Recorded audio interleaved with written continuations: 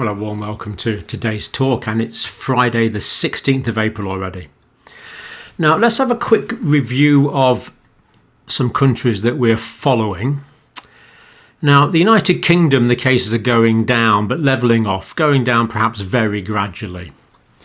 The United States, slight increases to levelling off. Canada, we know, has been going up, unfortunately. But today I want to look at India, which is going up really quite steeply.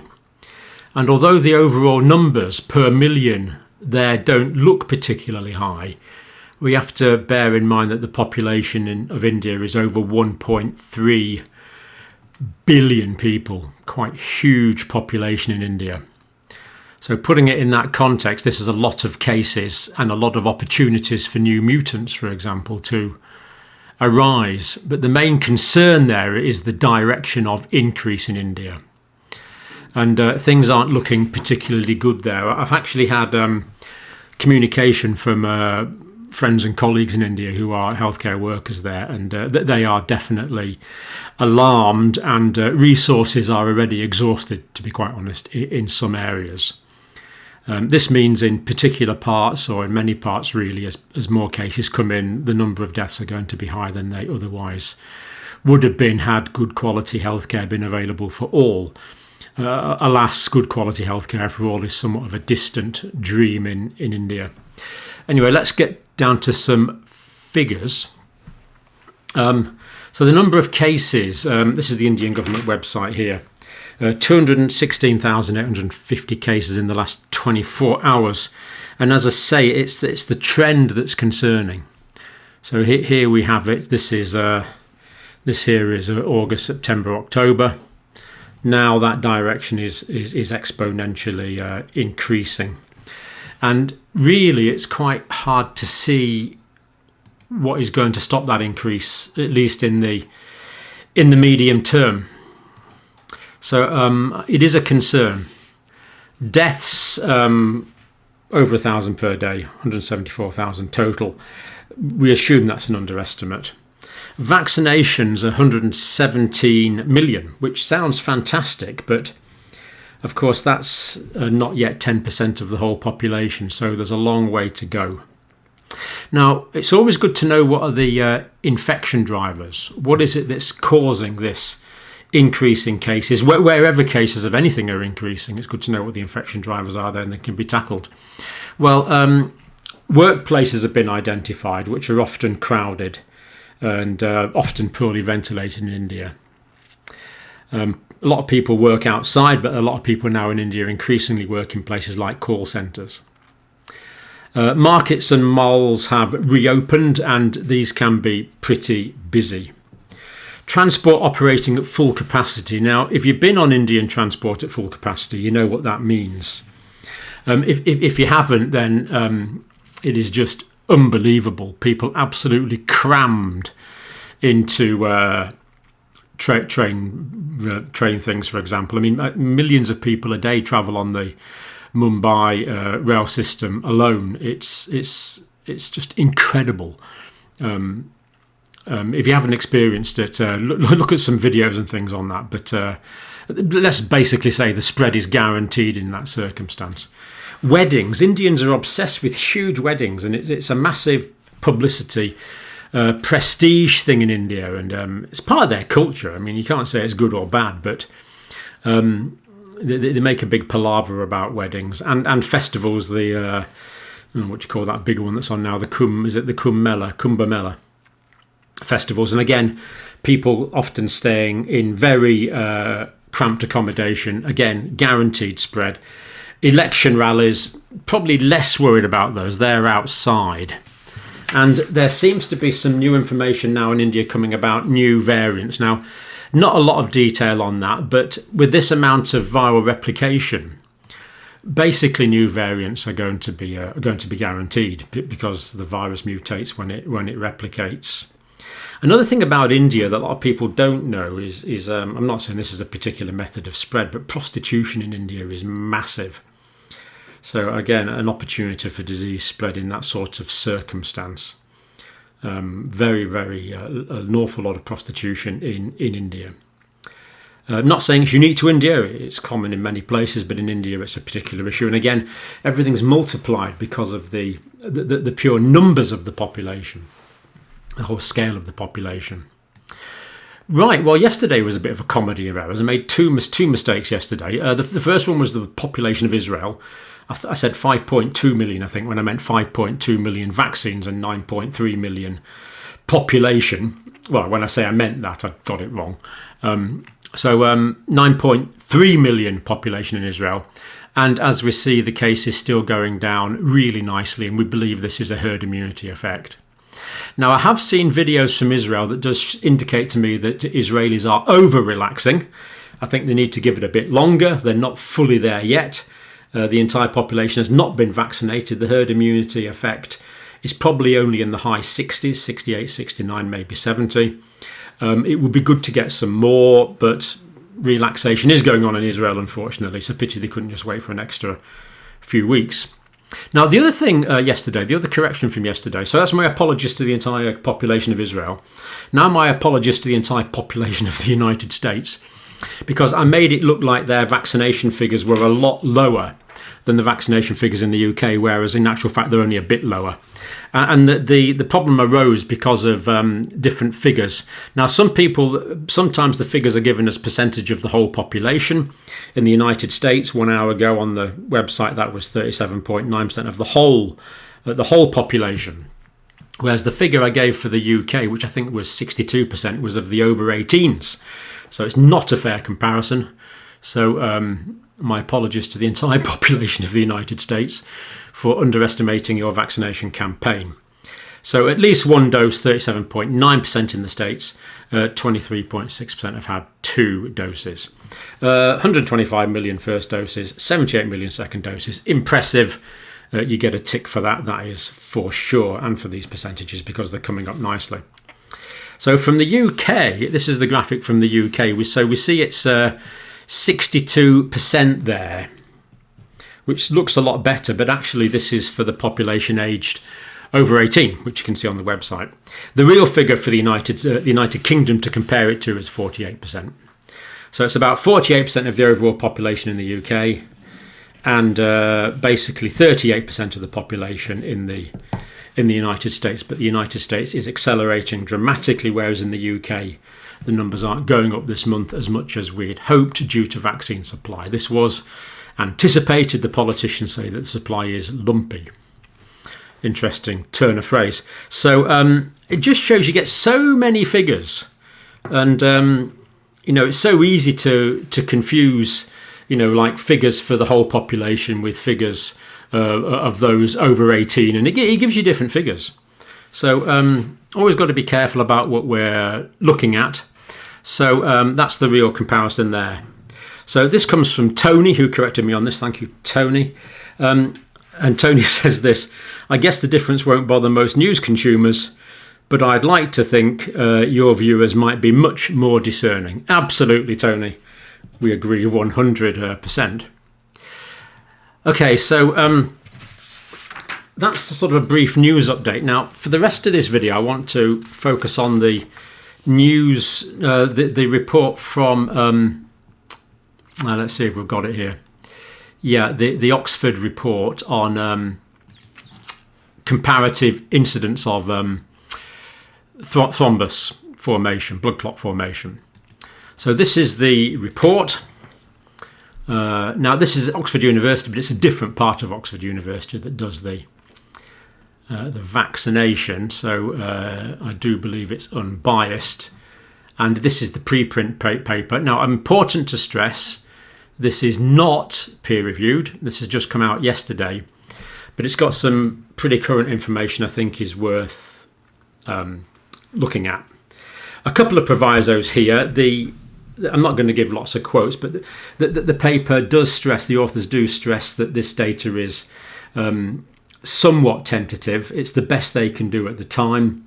But it's going to be constantly evolving. So the authors do couch it in quite tentative language, and I certainly would say that my interpretation of their data is in tentative language as well.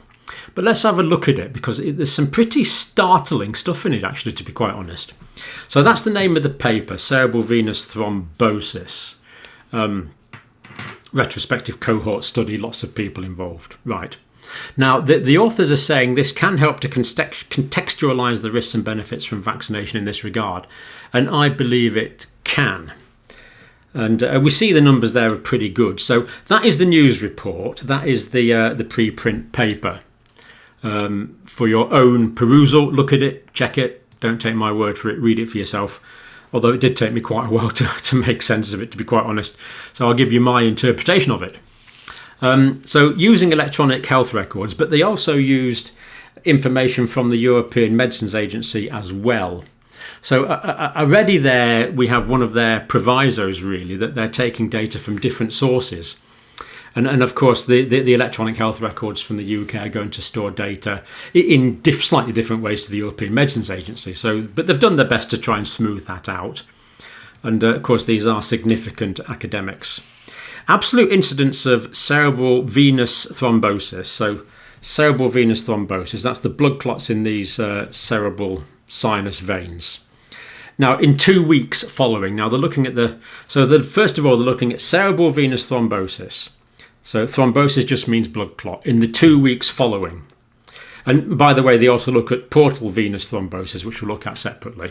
But they're looking at that, and they're looking at that in the 2 weeks following diagnosis of COVID-19, and they had over 500,000 people there. Influenza, they had 172,000 there looking at previous years. And the receipt of the Pfizer vaccine or the Moderna vaccine, in other words, the mRNA vaccines for COVID-19. And they had just under 500,000 people there. Now, these numbers sound large, and indeed these numbers are large, obviously, but because the incidence of this is so low, relatively speaking, they did say it's actually hard to get definite figures because you're dealing with infrequent events. But let's look at them. Now, I've spread these out as best I can to try and make sense of it, but you will have to concentrate, as indeed will I. The incidence of cerebral venous thrombosis after COVID-19. So after COVID-19, within the 2 weeks after COVID-19, cerebral venous thrombosis, 39 cases per million. After influenza, 0 cases per million on their data set. That was about 179,000 people in that data set. So we see that this is occurring after COVID-19, 39 per million people. Incidence of cerebral venous thrombosis after receiving the Pfizer or the Moderna vaccine, 4.1 per million people. So immediately we see there with the mRNA vaccines, the risk is 39 per million if you get COVID-19, 4.1 per million as a result of the vaccine. So we see the vaccine is the probability after the vaccine is way less than the probability of getting this complication, this cerebral venous thrombosis, after the disease. And they also looked at cerebral venous thrombosis incidence observed across the entire health records network, and they thought it was 0.41 per million in any 2 week period. So not nothing, but we can see that it's higher after the vaccine. I know that appears that it's lower after the influenza, but that's because the sample size was under 200,000, and much higher after having the actual disease. So that's the first few numbers to try and keep in our heads. Now they look at the incidence of portal venous thrombosis after COVID-19 diagnosis. And we see the numbers are way higher. So cerebral venous thrombosis, it was 39. Portal venous thrombosis, 436, like way higher after COVID-19. Incidence of portal venous thrombosis after influenza diagnosis was 98. And after the mRNA vaccines, it was 44 per million. Now, I'll just tell you briefly what this is. Now, if we imagine that this is the liver here, So that's the liver, which detoxifies all the basic nasty things that come into the blood. And imagine this is the line of the gastrointestinal tract, which is about, 10, 11 meters or something. So it goes all the way from the stomach down to the colon. So this is the tube of the gastrointestinal tract. Now, of course, in here, there's all sorts of bugs and stuff like that. So what happens is all the veins that drain this, lots of veins, of course, drain the gastrointestinal tract. But what happens is they all drain into one single vein called the hepatic portal vein. So that's the portal vein there, draining all this blood here from the GI tract and from other organs as well. And it drains it into the liver, then it goes into the liver. And in the liver, the liver cells detoxify any toxins and process any products of digestion. And only then does it drain from the liver via the hepatic veins back into the main blood supply, which is the inferior vena cava. So that's the hepatic portal vein there. It's called portal because it starts in capillaries and it ends in capillaries in the liver. And so the risk of blood clots in here, the portal vein, as we see, were way, way higher. So it looks like the main thing to worry about is these abdominal blood clots, much more so than the cerebral venous thrombosis blood clots. So incidence of PVT, that was after COVID-19, that was after the influenza, that was after the Pfizer and the Moderna vaccines. So 44 per million. Now, they did laboratory tests where it was available, and they did find out there was a raised D dimer, which indicates there's blood clots. Lowered fibrinogen, which is a clotted protein, increased rate of thrombocytopenia. So in people with cerebral venous thrombosis and the portal venous thrombosis. So this low platelet thing again was associated with this condition and this condition in people that had COVID-19. Now, we've looked in the last few days that this is higher in people who've had we're worried about the Oxford AstraZeneca vaccine, but it's also higher in people that have had the disease. So it looks like this low platelets, this thrombocytopenia, is also a feature of the disease itself. But stick with this a minute. We're nearly done. Cerebral venous thrombosis, 20% mortality in 2 weeks after COVID-19. Portal venous thrombosis, almost the same, 18.8% in the 2 weeks. So high fatality rate associated with these conditions. And people with cerebral venous thrombosis or portal venous thrombosis who had COVID-19 were significantly, that's statistically significantly, more likely to die than people that didn't. So associated with quite high fatality rates after COVID-19, which of course what they're doing, pointing out here, is why it's so important to get vaccinated. Now, the most startling finding, though, is still coming. Latest estimate from the European Medicines Agency, incidence associated with the Oxford vaccine, the AstraZeneca vaccine, cerebral venous thrombosis, 5 per million. 5 per million. So we noted that with the, here we are, incidence of CVT after receiving the Pfizer or the Moderna vaccine, 4.4 per million. 5 per million after the Oxford AstraZeneca vaccine. So only slightly higher risk with the Oxford AstraZeneca vaccine. So from their data, that's the risk with the Pfizer and the BioNTech, the Pfizer BioNTech and the Moderna vaccine, 4.1 per million, slightly increased with 5 per million after the Oxford AstraZeneca vaccine. Interesting. But then this is what knocked me off my chair. Splanchnik. Now Splanchnik is or Splanchnik is the but basically these are the veins that go into the portal vein. So, but basically the European Medicines Agency are measuring Splanchnik thrombosis, the veins that go into the portal vein, whereas the UK data measured the blood clots in the portal vein itself. So it's a very comparable measurement, I would say. Very comparable measurement. But they found out that there was, from the European Medicines Agency, the splanchnic thrombosis following the Oxford vaccine, they found out that there was 53 cases out of 34 million vaccines. That's 1.6 cases per million vaccines. 1.6 cases per million vaccines. Whereas the incidence of portal venous thrombosis after the Pfizer, BioNTech and the Moderna vaccines were 44 per million. So it looks like with the mRNA vaccines you get 44 of these per million,